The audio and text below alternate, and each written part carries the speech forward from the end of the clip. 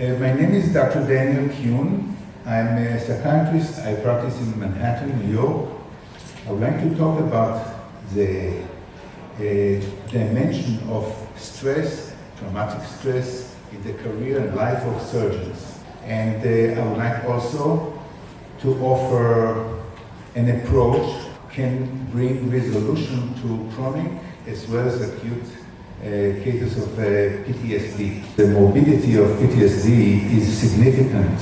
It can shorten careers, it can actually stunt the quality of life of people, and therefore people who are in that condition are not the same individual they were before, and they can identify a pivotal event that changed life. I studied medicine in Jerusalem, Israel. I've been a musician before, classical musician, which I think contributes to my ability to listen and to identify subtleties. I went to the Israeli army as a medical officer. I was in a tank battalion during the attrition war in the Suez Canal. I came to the United States in 1972 and did my residency in psychiatry. During that time, the Yom Kippur War erupted, and I decided to go back and serve in a military hospital. I was placed in the Sinai Desert in a central hospital, and I was dealing actually with battle casualties who suffered from mental trauma. And I decided to come without any prejudice and fixed ideas. The interaction with a patient there handed me a technique which I've been using in principle since then. I would like to describe actually one of my seminal experiences. I saw a soldier who was brought to the hospital on a stretcher, introverted, not communicating, and I approached him very softly and asked him, "Where are you?" I decided not to use any transference interpretation and any psychological mode. I just wanted to find out, "Where are you?" "Near the bridge," he says. I asked him, as I didn't know what to do, repeat it again, "Where are you?" "Near the bridge," and he comes out with chart. So I asked him to continue. Say, near the, I asked him, "What do you see?" "Shells." And as he repeated the word shells, and I asked him to repeat that, he went into what we call overreaction. He became agitated. He continued to repeat the word shells with pressure until suddenly there was a release. And he came out of that, opened his eyes and asked me, "Where am I?" And I learned from that he was not with me before. He was stuck in an incident. He was stuck in a mental image of an incident. And it was stronger than present time. Taking that model to someone who is going through an overwhelming, anxiety-provoking situation in the operating room, one can learn actually that the reactions that if he is flooded by anxiety and has a sense of being overwhelmed and he's losing his analytical power, he's actually recording the experience in a traumatic fashion, meaning the experience is now recorded not as a regular memory, but as a traumatic memory, and that experience tends to be fixated. And it's quite hard to release it if the experience is overwhelming. Many surgeons are going through moments where there's a sudden bleeding, and I asked some, "What happened with you?" "Well, there's a moment of shock, and then I put myself together, I'm going to a hyper-focus and solve the problem." So basically, the reaction here can go both ways. Or I'm overwhelmed, losing control, or I take charge of the situation. That reaction, or both reaction, is coming from the limbic system that deal with actually the survival of the organism. This mode of thinking is not coming from the neocortex, which is an analytical, ongoing process of evaluation of possible situation, what's coming next, which you need as you are operating. You have to estimate at each step what is the prediction of the future. The reactive response is coming from the reptile brain, a very old mode of self-preservation, and it has a different mechanism. The point is, for animals, it is very helpful and protective because this is the mode of learning for them, but not for humans who function on a higher level of cognition, who need to adapt to changing situation and coming with a solution. What can we do about it? Of course, when we are dealing with a case that, like the one that was presented today, that someone is very upset and has some self-doubt, very often with good communication, one can overcome it. With suggestion, with a sense that turn it into a learning experience, it's okay, you are not responsible for what happened, it's a teamwork, you are not the senior one, the team. You will learn, and you will learn also to cope with critical situations.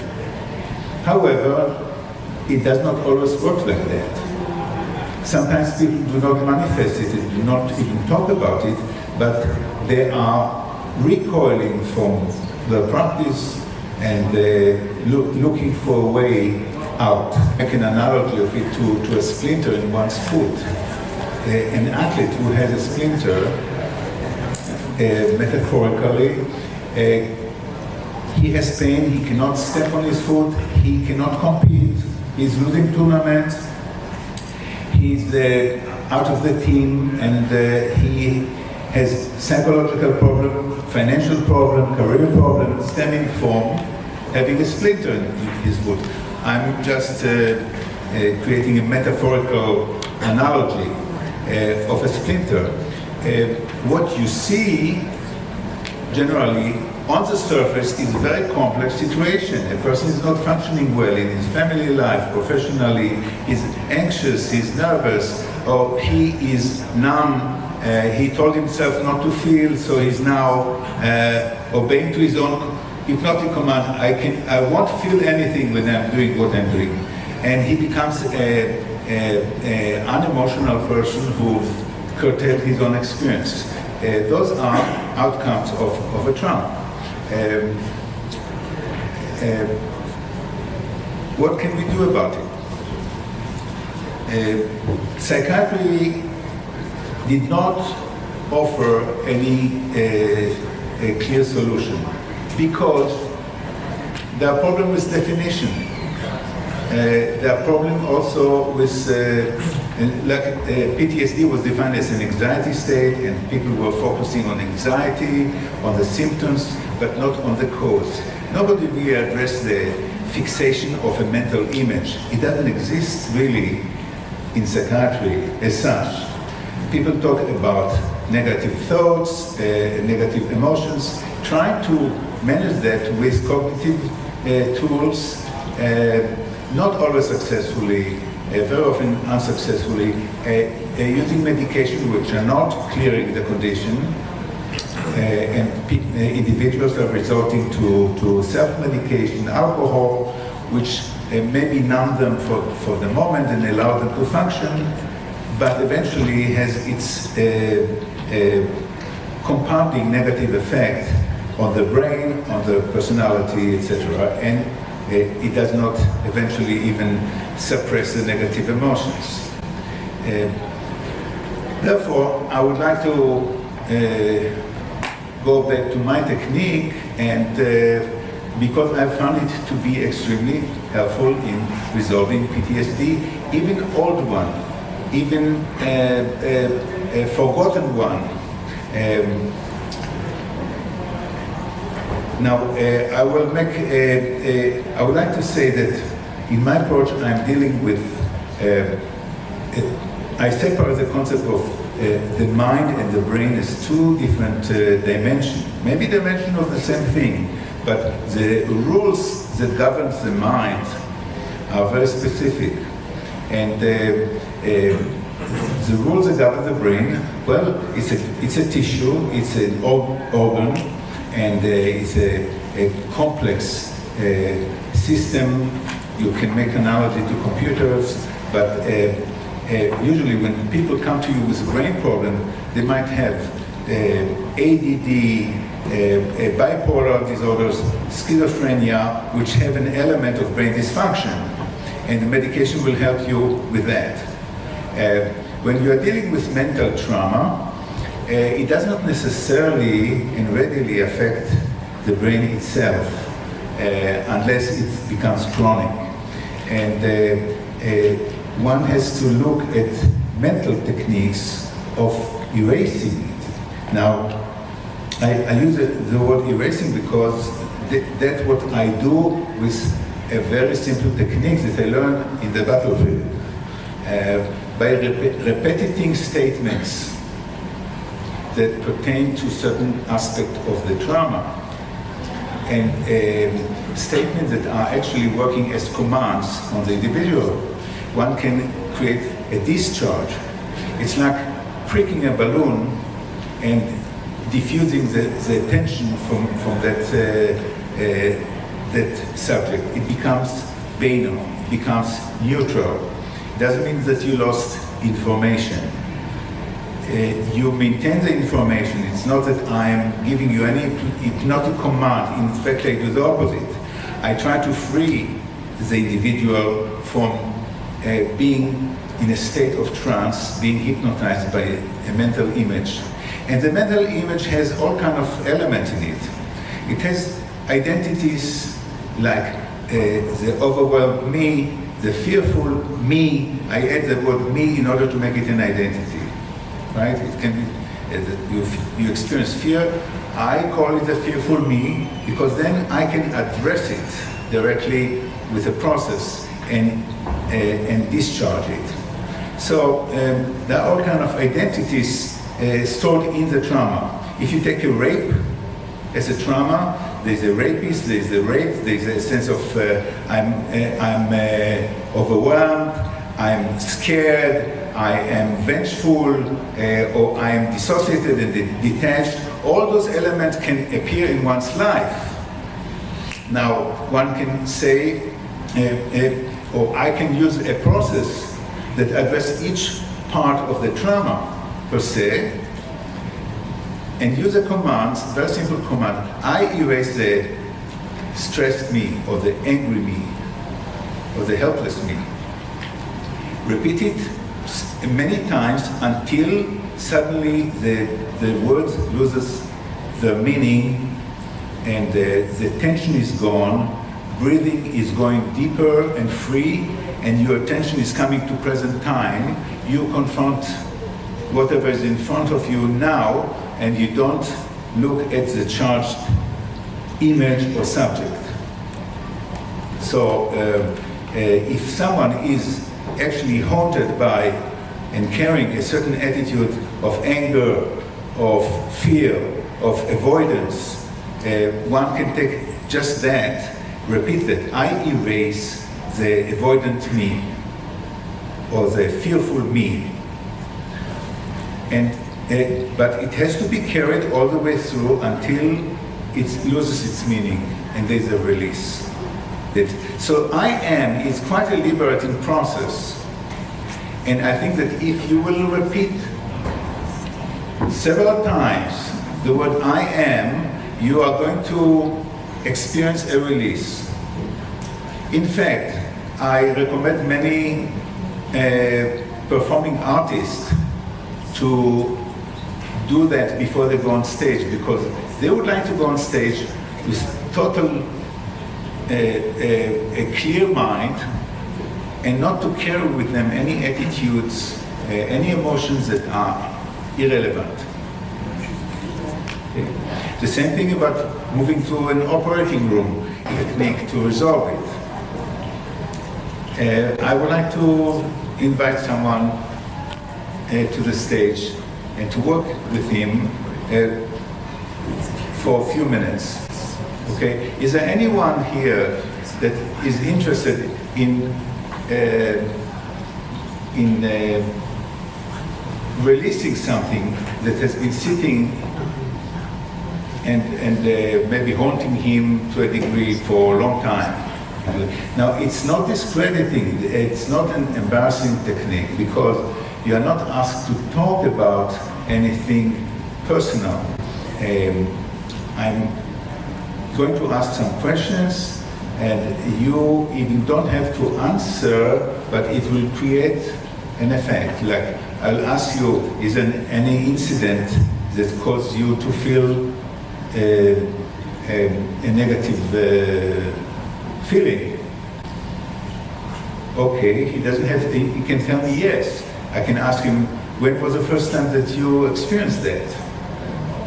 And he will locate the time, and then I ask him, okay, what do you see? He can tell me or not, but he will see something. And then I can work on deconditioning of the experience. Okay? I would like to ask you, is there any phenomena that you experience that has been meaningful to you and negative, in a negative sense, that you wanted to get rid of, that emanates from your practice? Yes. Okay. Can you tell me something about it? Yeah, I can tell you everything about it. What? I can tell you everything about it. Okay. So tell me, describe to me what is the condition that you are talking about. I've done a surgical procedure on a very obese patient with severe cardiovascular comorbidities, diabetes mellitus,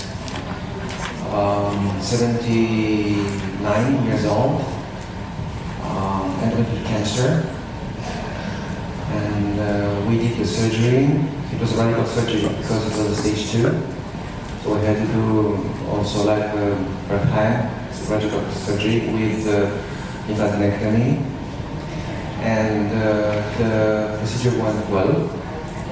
But there were some complications on the abdomen, like for laparotomy, it was primary laparotomy. The anesthesiologist didn't accept to do a laparoscopy, so we did it open. Okay. And so she had complication because of the diabetes, oncologic procedure, oncologic disease, previous radiotherapy. And she had complication for the wound, and she was readmitted several times, and finally she died I think 4 months after the surgery. Okay. I didn't close the patient, one of my colleagues did, but still she had a sister who was a nurse in Italy, and she blamed me for what happened. I, of course, assumed it. I didn't say that it was my colleague who did it. And I had a very long period of time, like 3 months, living in hospital, and I didn't go to some congresses, I didn't do some other things, but staying with that patient. The anesthesiologist, the intensive unit doctors, yes. They said that it was a waste of time because she will die anyway. I didn't accept that. So it was like a trauma for me. And when was the moment that you felt traumatized? Because you are talking about a period of 3 months of being with her, but that is probably an outcome of a decision that comes from an experience that you had. I was, well, if we speak about trauma, this is very excessive feeling. I was not well when she first developed the complication of the wound. But as she stayed and went again in the intensive care unit, I was not happy, and especially when her daughter was very aggressive against me. Okay, so what was the aggressive approach of the daughter instrumental in creating that kind of reaction? That was one of the things. The condition first was one of them, and second, the reaction of the daughter. When did you start to react to her condition, or to feel bad about it? I felt that from the moment when she had the complication of the surgery. Mm-hmm. Okay. Do you have a clear image of that? Of the moment? Yes. Or Was there a moment that you felt suddenly a change in your state of mind, or was it a long duration incident? It was a long duration. Okay. I canceled my professional life and my personal life during those. In a way, the fact that she passed away was a relief. Right. And it was a relief because also there was medical legal doctor who investigated the case, and it was okay. It was a medical legal doctor, forensic doctor, because the commission said that everything went well from the medical point of view, so we had nothing to do more that we already did. So that was, but still, from that period of time, it was 3 years ago, that period of time was into the brackets of the point of my life. So this is not a momentary overwhelm. This is an incident that lasted for a while. Yes. Okay. And you can take that incident as a whole. And one way to look at it is to go visually from the beginning to the end. Right. And just look at it like a movie and relive it so that you are inspecting everything that happens. And I would like you to move to the beginning. Everything is fine. And then you're starting from the beginning of the incident, move to the end of the incident. Can you do that? Okay. So, It will be a fast forward. So basically, one technique is really to visualize that period. The other technique will be, I erase that incident. And you repeat it until it becomes banal, becomes just information. Okay? And it sounds unbelievable. Try it. No, that's okay. Okay. I'm okay right now. It was just for the exercise. Okay. And if there is a negative emotion that you were left with, you should run it like, what? Do you still have some negative feelings about it? Every one of us losing a patient would have that. Okay, but you still carry the emotions. If I think about that, I guess. Okay. What are the feelings? What are the emotions? Pain, regret, frustration. Okay. So can you name that state of mind or the identity as the remorseful me or painful me? Will you describe it? That part of you that is in remorse. In remorse. Remorse?